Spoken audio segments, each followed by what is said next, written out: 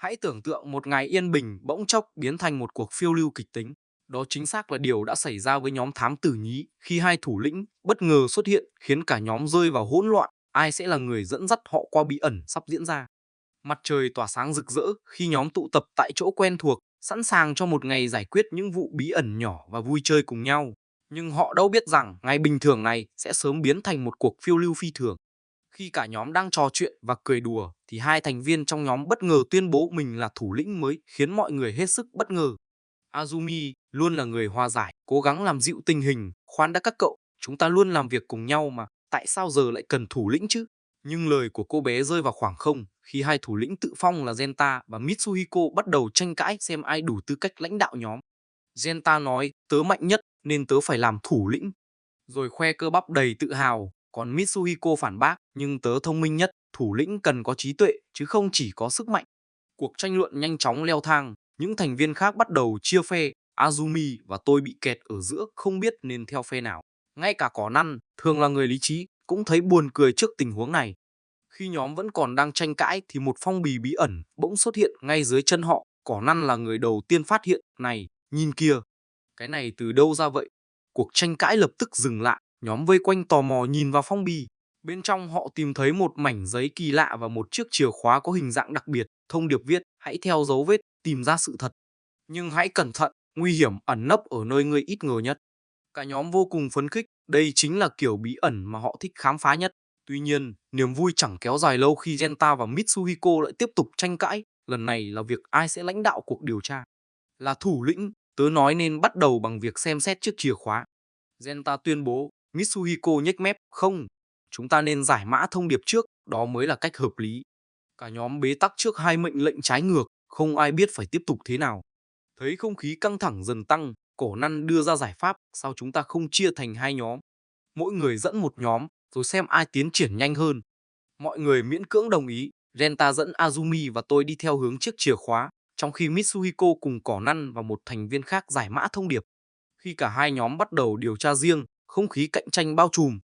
Nhóm của Genta quan sát kỹ chiếc chìa khóa, nhận ra những hoa văn kỳ lạ, trong khi nhóm của Mitsuhiko tập trung vào thông điệp bí ẩn, cố gắng giải mã ý nghĩa ẩn giấu. Dù làm việc riêng rẽ, cả hai nhóm sớm nhận ra rằng các manh mối đều liên kết với nhau. Meanwhile, Mitsuhiko's group pored over the cryptic message, trying to decipher any hidden meanings.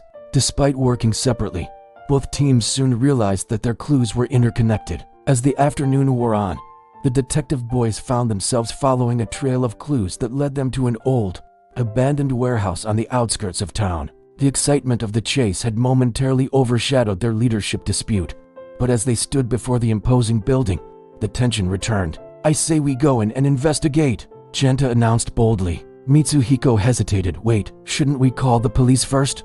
This could be dangerous. Before they could decide, a sudden noise from inside the warehouse startled them. Curiosity getting the better of them, they cautiously entered the dimly lit building. The air was thick with dust, and strange shadows danced on the walls. As they ventured deeper into the warehouse, the sound of footsteps echoed around them.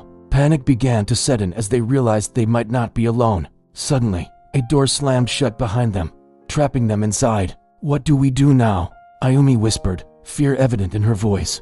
Genta and Mitsuhiko looked at each other, the weight of leadership heavy on their shoulders. They were stuck in a potentially dangerous situation, and their friends were looking to them for guidance. As the reality of their predicament sank in, the detective boys huddled together in the dark warehouse. The excitement of the mystery had given way to fear and uncertainty. How would they escape this trap? And more importantly, could the two rival leaders put aside their differences to lead the group to safety? The tension in the air was palpable as Genta and Mitsuhiko faced each other. Their earlier bravado had faded, replaced by the sobering realization that their friends' safety depended on their ability to work together.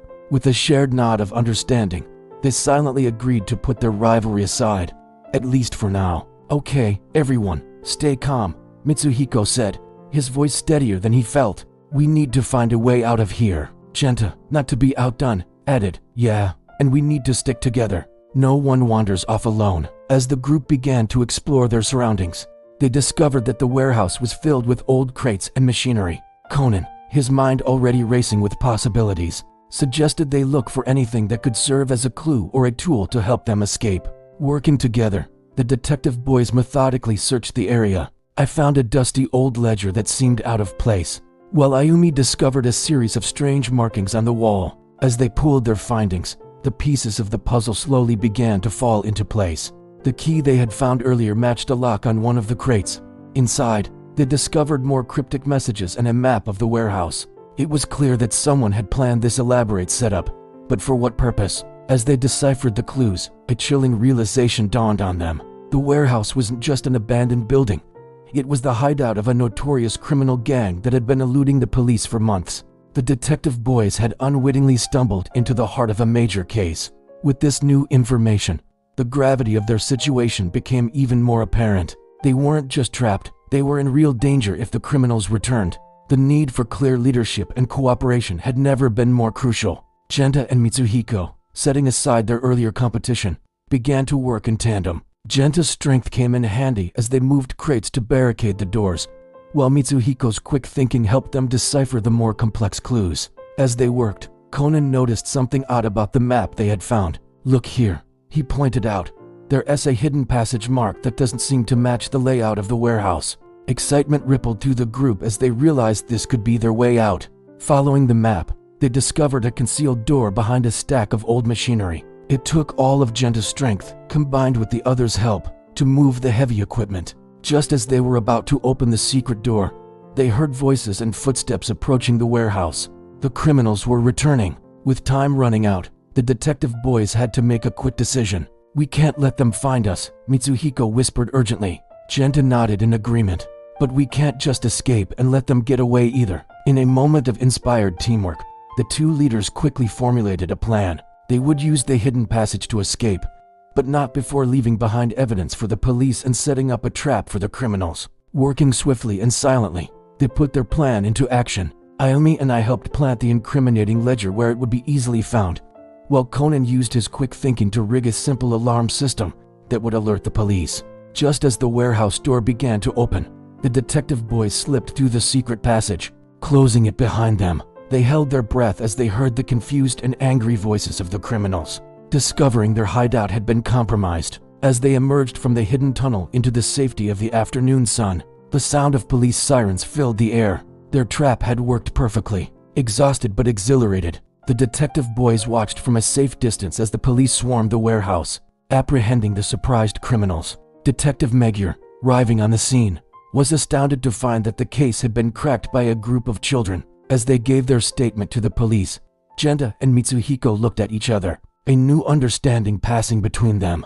The adventure had taught them a valuable lesson about leadership and teamwork. "You know," Genta said sheepishly, "I guess being a leader isn't just about being the strongest or the smartest." Mitsuhiko nodded in agreement. "It's about working together and using everyone's strengths." Ayumi, beaming with pride at her friends, chimed in, "And that's why we don't need just one leader.